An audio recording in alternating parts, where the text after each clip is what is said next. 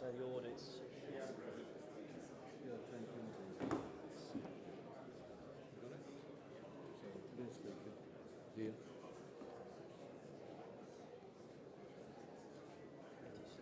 No speaker.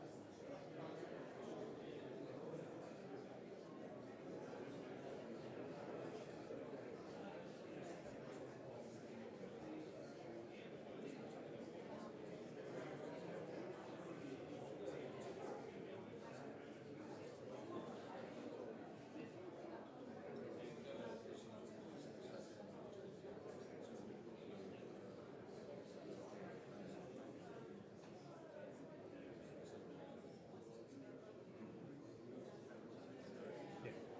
Yes, like that.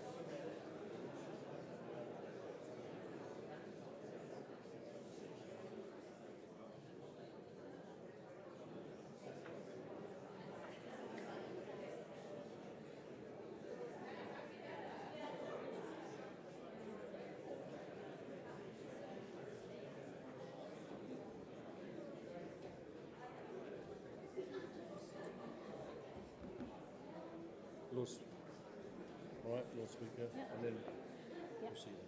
Thank you.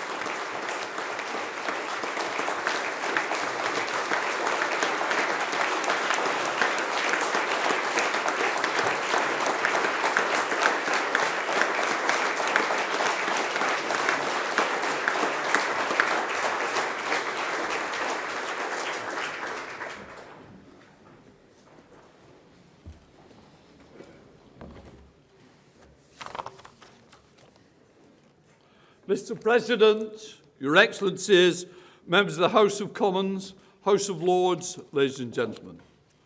Well, I'm always pleased to see you, Mr. President. My friend, I've got to say, unfortunately, this is not a meeting to celebrate or to see peace. We shall be happy and proud to see the President of the nation which has fought so bravely for its independence and freedom. We should be celebrating the courage and resolve of the people of Ukraine. Your country has showed incredible determination and ability in defending itself against the Russian aggression. But we cannot celebrate because we cannot forget there is not yet a just and lasting peace. We cannot forget that just over 4 years ago, Russia launched its illegal invasion into the heart of Ukraine. We soon learnt what happened in places like Bucha. I saw the devastation and the pain that was inflicted. I've got to say, to see that for myself last year at the Bucha Summit of Speakers, it was a strong reminder of why it is so important that the UK helps you seek justice by supporting the International Criminal Court and domestic war crimes that have happened in Ukraine. We stand in solidarity with you, remembering the civilians, the men, the women, the children who were slaughtered and there and elsewhere. The burning of bodies, the mutilation of bodies, the photos that we have seen of the atrocities that were carried out by Putin and his regime. Nor have we forgotten the children taken from Ukraine, forcibly deported to Russia, and the struggle of their families to regain and reintegrate them. We are committed to helping you trace them through a pilot mechanism which has identified over 600 additional children since September. And now there is another war in the Middle East. And we are concerned about the impact that war will have on energy supplies in this country and across the world. It is imperative that Russia does not profit from the world's need for energy, and the sanctions on Russian oil must remain in place. We are committed to exerting economic pressure on Russia. We have not forgotten what Ukraine faces in the enemy attacks on your vital energy infrastructure. The UK has provided funding to the Energy Support Fund to enhance your ability to generate the power you need through repairs and infrastructure protection. I am proud that this country has stood with you, the Ukrainians, in their struggle, and will stand with you in the future. bound by the 100-year partnership and agreement, signed in January 2025 and ratified by the Rada. It demonstrates the confidence in your long-term future and cements our role as your closest partners across pillars, including defence, science, energy, trade and culture and others. I am grateful that you, Mr. President, have repeatedly come to our Parliament, as has your wife, your Speaker and many members of Parliament, because it is not enough to read about things. The true understanding is when we get and hear your personal testimonies. It is important that we do not lose focus on what is happening in Ukraine. It must not be driven out of our minds by other wars, and Ukraine must continue to get the support it needs to defend itself. Supporting Ukraine's resilience is essential to achieving just and lasting peace. But Ukraine's security is also the UK's security and Europe's security. In fighting for their country, they are fighting for our democracy, their sovereignty and their identity. Only the people of Ukraine can determine their future. Choice does not happen at the barrel of a gun or by redrawing international borders by force. It is important this brutal war ends, and we support all the attempts and to secure its ending with justice and security of Ukraine. As part of that, we jointly lead the nations of the coalition of the willing to ensure security and the guarantees are in place in the event of a ceasefire. Across political parties of the United Kingdom, it is united in the support for Ukraine and its resilience in peace, as well as war. Whether through extensive military support, seizing Russian assets, upholding sanction regimes, disrupting shadow fleets, loan guarantees, humanitarian assistance, reconstruction projects, or supporting your Parliament to function. We are unwavering. One day, I hope to welcome you to a true celebration, a celebration of Ukraine, which is free and democratic, no longer fighting for its survival. Until then, it is such an honour to welcome you here again and to hear directly from you. We stand with you. Slava Ukraine! Mr. President, the floor is yours.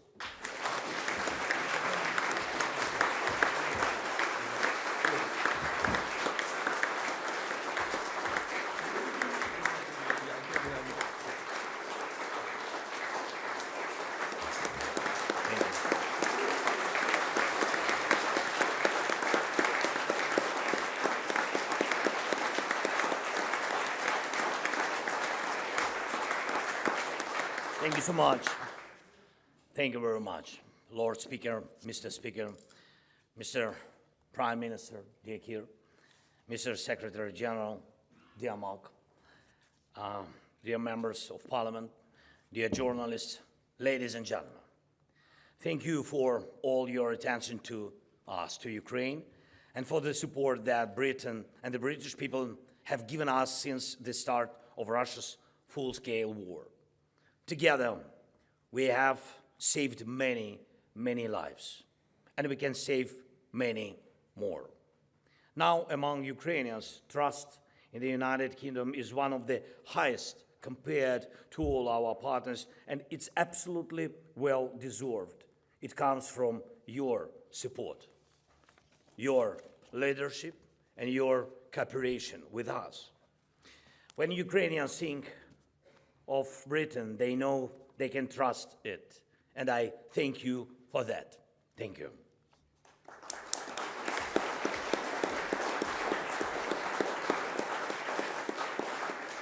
And I'm grateful that you truly care about what will happen to security, to our cities and villages, to our countries, and to our Europe, and to our world. We are another generation that must think about what comes next for the world. This means we are already in history, but it's up to us whether history stops with us or continues as human history. Not AI, not drones, not anything like that. Will this still be a world where people live above the ground, under the sun, not underground, under concrete just to stay safe? It's up to us to decide, and we're here in this great building of the British Parliament, calm and safe not in a shelter. On your way here, you saw tree branches over the streets, not protective nets against FPV drones. And all of us here worry a little about having fast mobile internet or Wi-Fi nearby, not about whether strong mobile air defense teams are on duty close to us. This way of life, open space, normal streets, normal buildings, not underground, feels so simple, so familiar, as if it has always been there. It's almost impossible to imagine it ending. But what guarantees that it will continue? Only our determination. The world has entered a completely new time, a time of drones, a time of AI. This means the evolution of weapons, the evolution of war, and the evolution of crime. No one can predict where this evolution will lead, but we must keep up with it, and even more, we must stay ahead of it. People want certainty, and it is always the strongest demand any society makes of its leaders. People want to know what tomorrow will bring, and people want to believe that tomorrow for their children, for their families, will be at least no worse than today for them.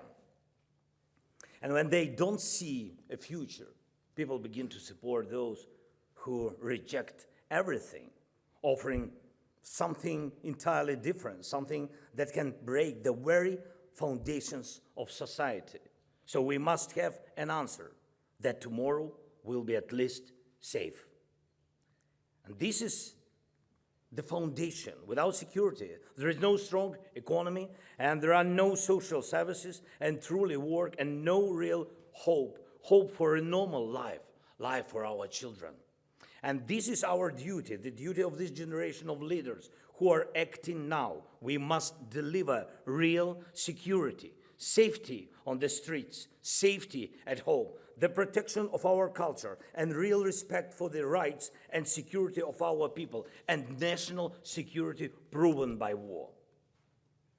Ladies and gentlemen, right now, there are 201 Ukrainians in the Middle East and Gulf region, and another 34 are ready to deploy. These are military experts who know how to help, how to defend against Shahid drones. Our teams are already in the Emirates, Qatar, Saudi Arabia, and on the way to Kuwait. We are working with several other countries. Agreements are already in place. We do not want this terror of the Iranian regime against its neighbors to succeed.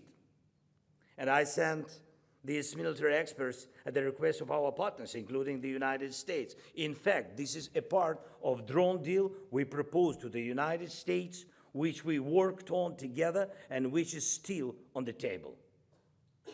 And we are ready to offer similar deals to all our reliable partners, from practical cooperation on drones to future defense alliances. And I don't think anyone would want to leave Ukraine's war-proven strengths and capability outside their security. If someone does, it wouldn't be wise. The United Kingdom sees these opportunities clearly. Our agreements are always solid, and I am glad that today we have signed a declaration with the Prime Minister. Thank you very much, Keir.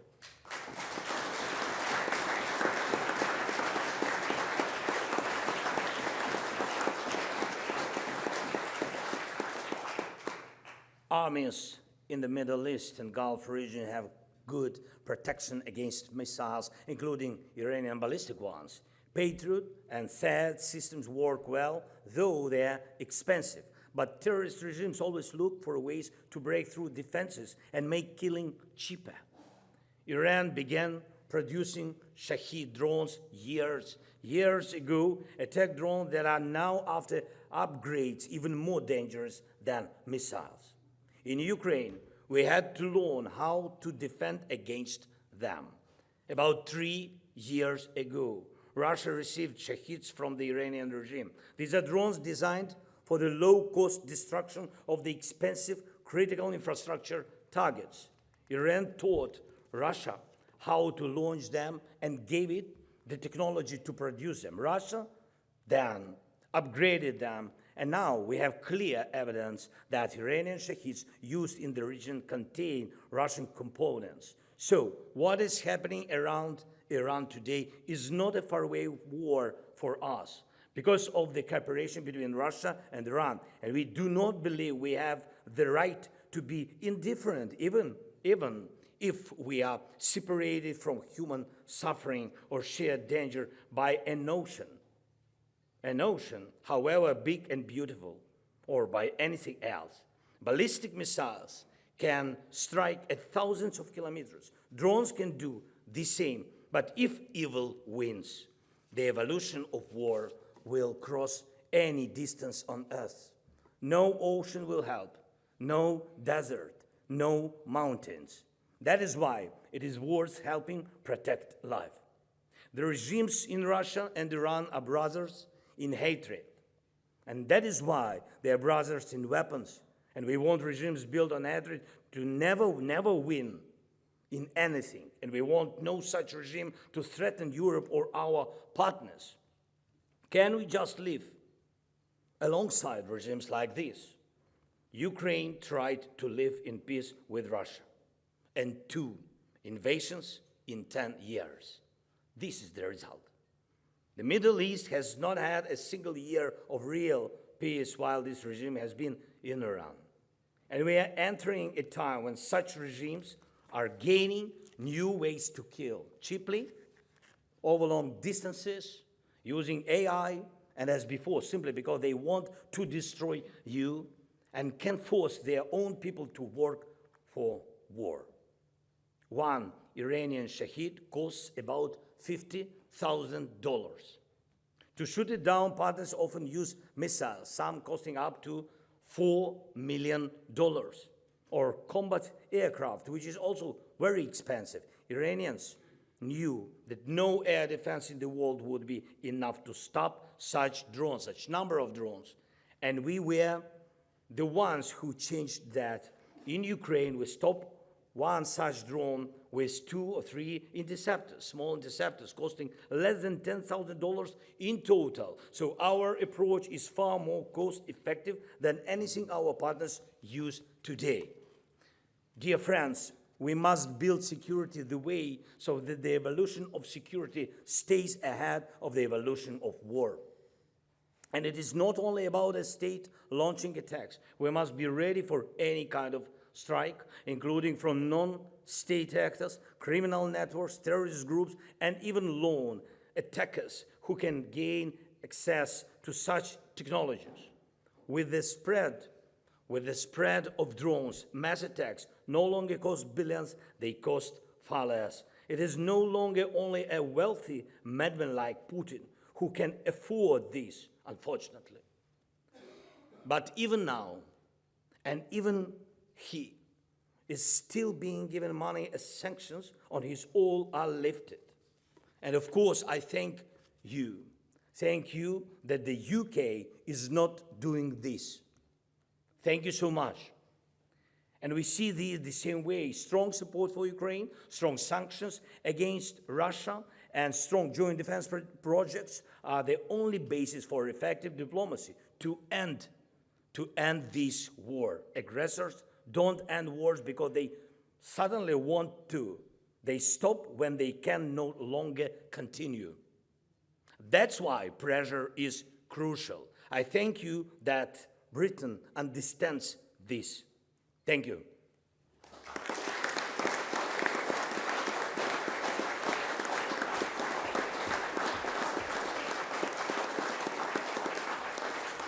Right now, I have proof that the evolution of security can be fast and cheaper than old defense systems. And this is an iPad with software that lets us control our security in real time. It's true. We have these iPads. I have one. My Prime Minister has one. Our Minister of Defense and our top military commanders, they have it.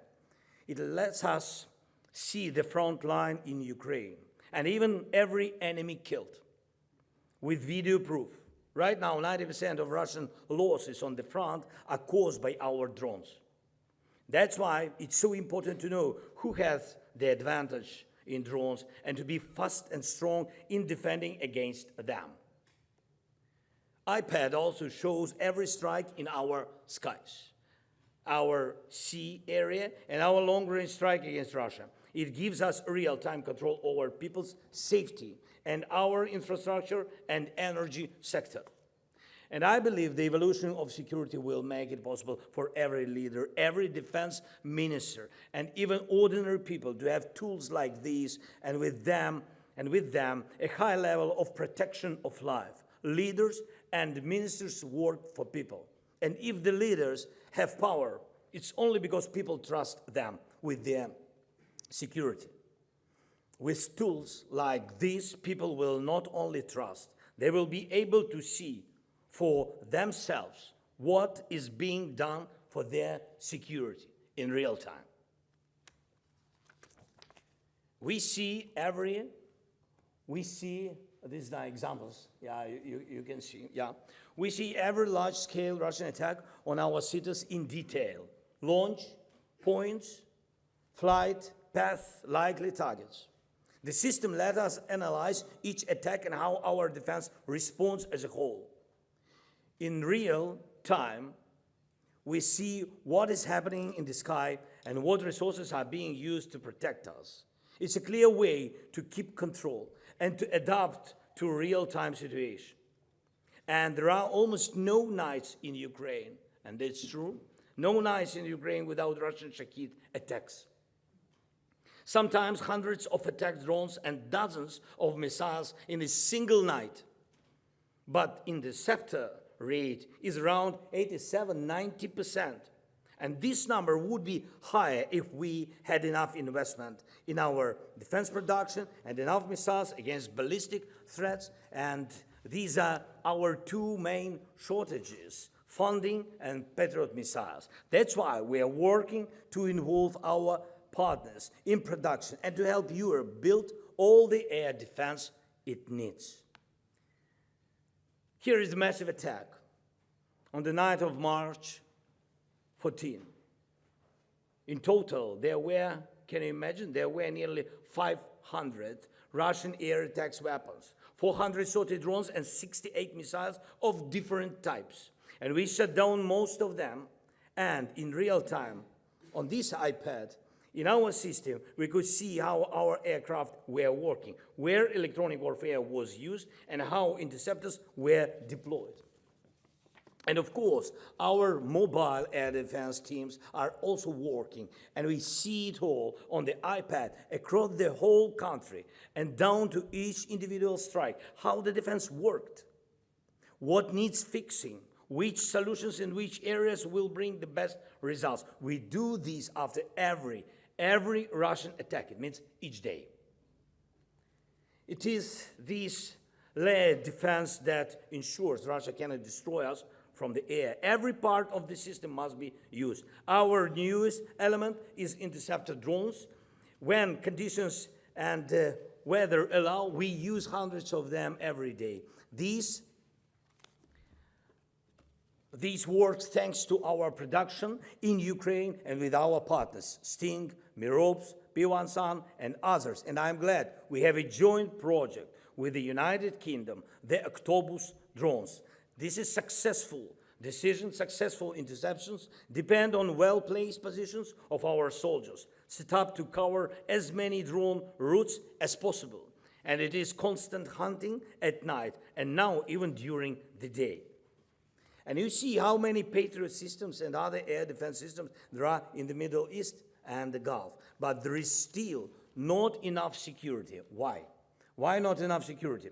Because the Iranian regime's weapons have evolved faster than defense in these countries. This is a problem that must be solved and can be solved.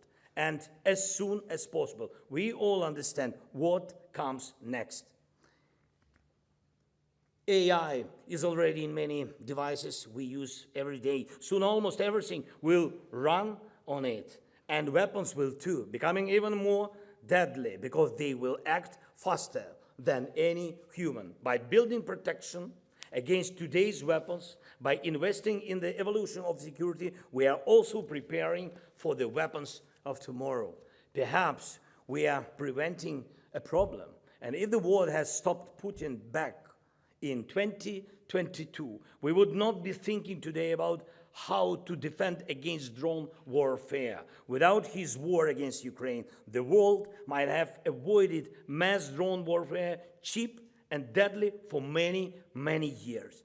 And if together with partners in the Middle East we build a system like Ukraine, they will be able to track attacks from Iran or from the Houthis in real time, analyze them, keep improving their defense, giving people critical infrastructure and trade routes real security.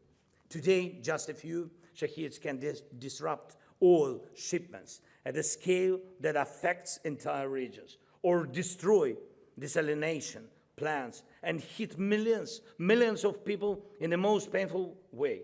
The cost of living is rising everywhere, and terrorists around the world are learning what they too can do.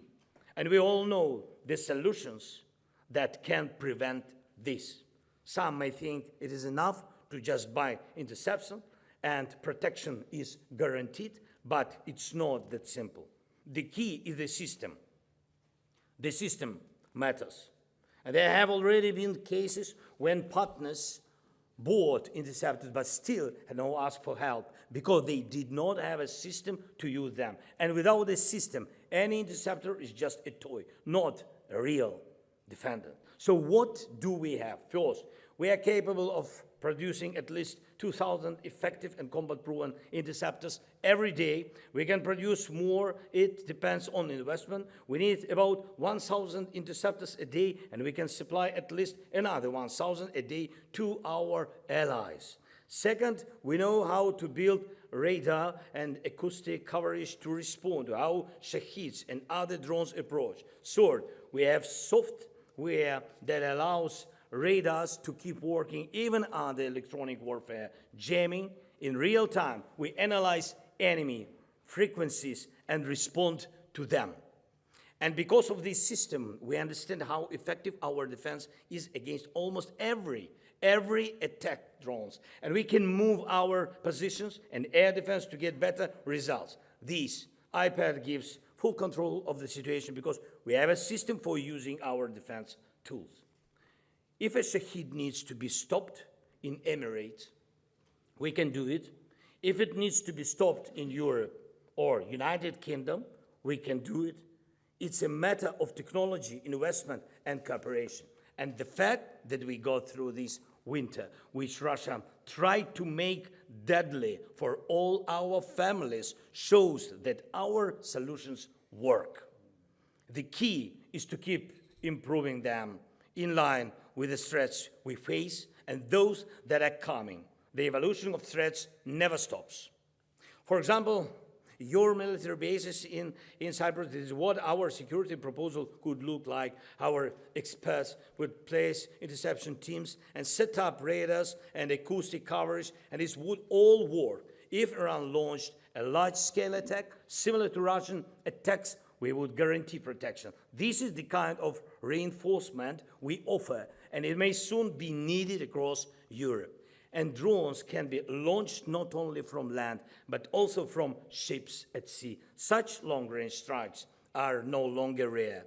Different countries already use them, and since European seas still have many targets from Russia's Shadow Fleet, launching drones from such vessels is no longer something unexpected. Ukraine didn't have a strong navy like Britain or some of our other partners, but we have pushed what is left of Russia's fleet into distant base in the Black Sea, where their ships hide from Ukrainian sea drones. This is a completely new security reality in our sea. The Russian fleet, which was powerful, has no effective way to counter our drones. Their defenses have been strong. We do not deny that. But our naval drone systems keep evolving, and we focused on the speed of that evolution, and we won our sea. We started with simple kamikaze sea drones, then we built drones with turrets that can shoot down helicopters. Now we have drones that can shoot down Russian fighter jets from the sea. We have developed boats that carry other drones. We also have boats that strike targets on land from the sea. And we are developing more stable drones that can operate longer and more effectively at sea. Soon, and not in the distant future, we will have systems that can operate even in ocean conditions. We are also effectively working on underwater systems. So, facing threats in the Black Sea, we are finding the right security solutions. And these solutions can be used in your matters as well, including in complex situations like the Strait of Hormuz today. Drones can solve problems that even a fleet sometimes cannot. And of course, we also have full information about what is happening on the ground, real ground in Ukraine, and the front line completely. This iPad gives full control over movement along the front. All changes are tracked and fully verified over any period, not just partially. Ukraine collects, analyzes, and uses data on the full battlefield situation. We track every engagement and every change along the front. And we have video proof for almost every figure of Russian losses we report.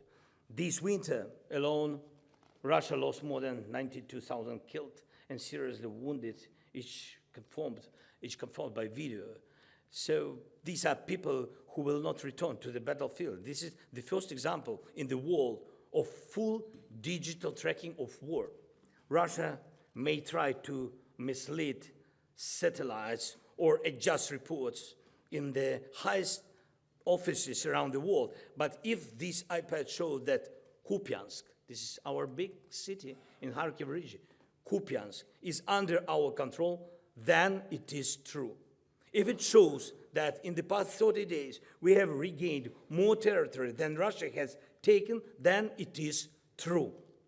Clear numbers, clear positions on the map. And without this kind of digital tracking and without a system to collect and analyze real battlefield data, it's impossible to fight a modern war effectively, defend your country, manage a wartime economy, or understand the cost of peace when this aggression is stopped and real security is guaranteed. Ladies and gentlemen, our belief that we can stop even a much stronger enemy and guarantee real independence and real security is not something abstract. Ukrainians are practical people, very practical. Ukraine is the best place today to produce drones, to develop technology. It's also one of the best places to produce artillery and to test what really works in weapons and in tactics. Ukrainians are creating new ways to protect their life on the battlefield, in our cities, villages, in our infrastructure, at sea, in the sky. And we didn't become this technological by chance. Our strength through more than 4 years of full-scale war is not by chance either. This is the result of work. This is the result of our system.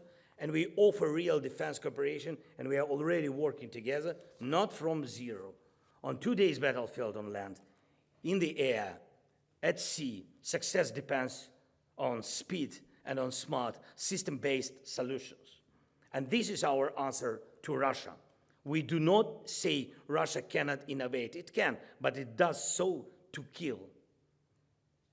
To kill, to maim, to destroy, this is what it does best, as do the Ayatollahs.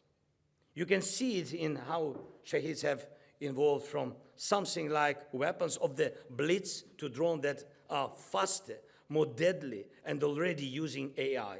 But we know how to stop this because we have system, and the system of defense that works with what you and other partners use. We have strong coordination between the front and our defense industry, and we have something else, the skill and thinking of Ukrainian soldiers.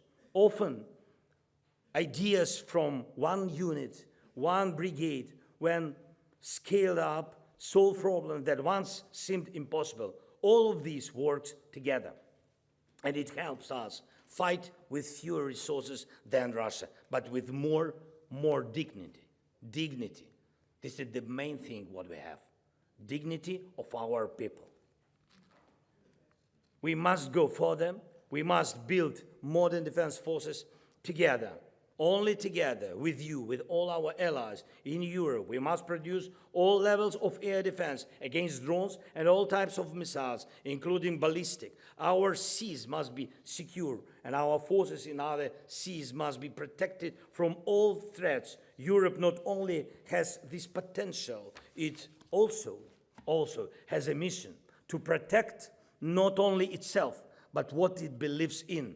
We believe in people, in their rights and freedom. We believe in culture, and we want nations to live in real peace, strong peace, and communities in respect.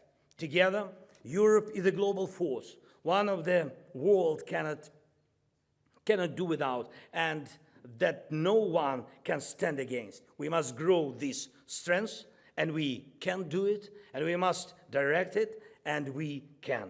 We must act now, so that the future generation will say, these leaders acted when it mattered, and that people lived in safety. We are ready to do everything so that our defense stays ahead of those who want to kill. Please work with us as closely as possible so that neither Kiev, nor London, nor any of our capitals will have to hide under drone nets or live under concrete without a safe sky, safe land, or safe seas in a world where drones rule instead of people. You should have tools like this iPad, which means having the system of protection, the system we can build together. Today I began my visit with an audience with His Majesty King Charles, and I gave him the iPad.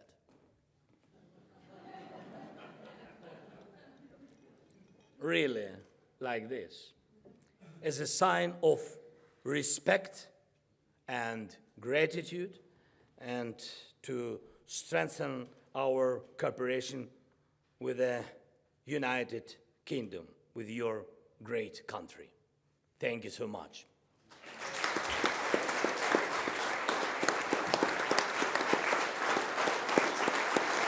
Are you going to, am I just going to do Just one. I just need to 1/10. It was too long, sorry. I have 1/10. Just sorry, one sentence. Yeah. And His Majesty asked, me if I had another one iPad. I said, I only have my own left, and I can't give that up. And His Majesty said he would share it with the Prime Minister. Thank you so much. I just want to thank you. Thank you so much. Too long, yeah? Sorry. Can I give you a speech? Put on this flag.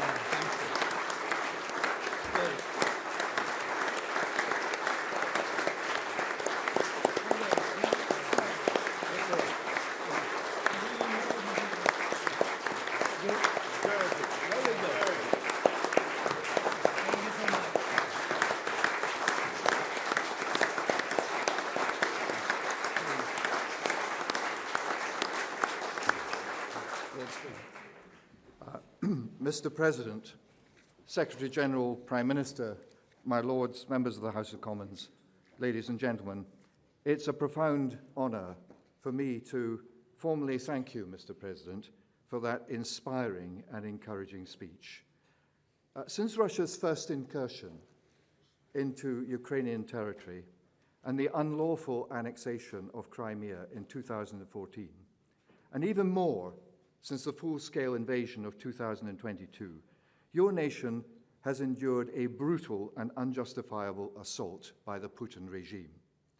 With the support of the United Kingdom and other allies, you've resisted murderous aggression and stood strong for the principles of liberty, justice, and peace. And the UK has committed more than £20 billion to Ukraine since the invasion, and that support remains unwavering, with further military aid pledged as long as it takes. And I welcome very much today's announcement that closer UK-Ukraine defence cooperation focused on this impressive electronic warfare and measures to counter drone attacks. I was going to say, as a Scot, I was delighted to hear recently that the fishing community had sent hundreds of tons of salmon farm nets to Ukraine to help defend against drones. But you've moved on from that, I can see. The continent of Europe and the whole free world owe Ukraine a debt of gratitude for your courage. J.M. Barrie, the world-renowned, I hope, Scottish novelist and playwright, understood that courage is the sustaining virtue, the one on which all others ultimately depend. In an address to my own University of St Andrews just over 100 years ago, in the wake of the carnage of the First World War, he declared, "Courage is the thing. All goes if courage goes. Unless a man has that virtue, he has no security for preserving any other." And the English writer W.E. Henley, in his poem Invictus, which is so well known, gave that truth its most memorable expression, the battered but unconquered soul. Henley knew about suffering, having lost a leg as a young man, but he refused to let that suffering master his spirit. He wrote, "In the fell clutch of circumstance, I have not winced nor cried aloud. Under the bludgeoning of chance, my head is bloody but unbowed." And those words speak with great force to the courage shown in Ukraine by you and for so many over so many years, too many years.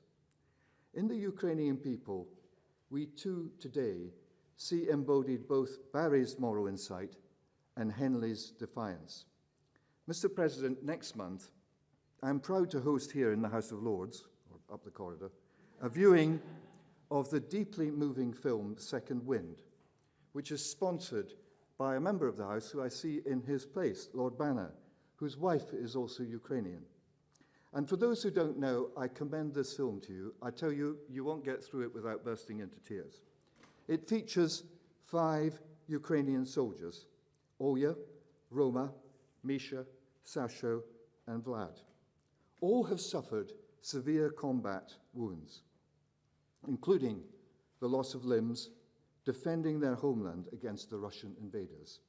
The film shows them training in just 2 months to climb Kilimanjaro, scaling the mountain on prosthetic limbs and reaching the summit before returning to their army units to once again serve their country. At its conclusion, Olya dedicates their achievement to the comrades who've given their lives in the war, as well as to the future when Ukraine can once again thrive as a free, independent, and peaceful nation. She says, "I hear the voices of those who are no longer with us. We did it for them. We did it for us. We did it for our future. We won together." They are, in the deepest sense, Henley's bloody but unbowed, grievously wounded, yet unconquered spirit. Despite suffering bombardment, grief, extreme discomfort, and the daily strains of war, the Ukrainian people have not surrendered either their national will or their human dignity, as you pointed out, Mr. President. They've shown that courage is not just daring in battle. It's endurance, it's constancy, it's loyalty, and hope under unbearable pressure.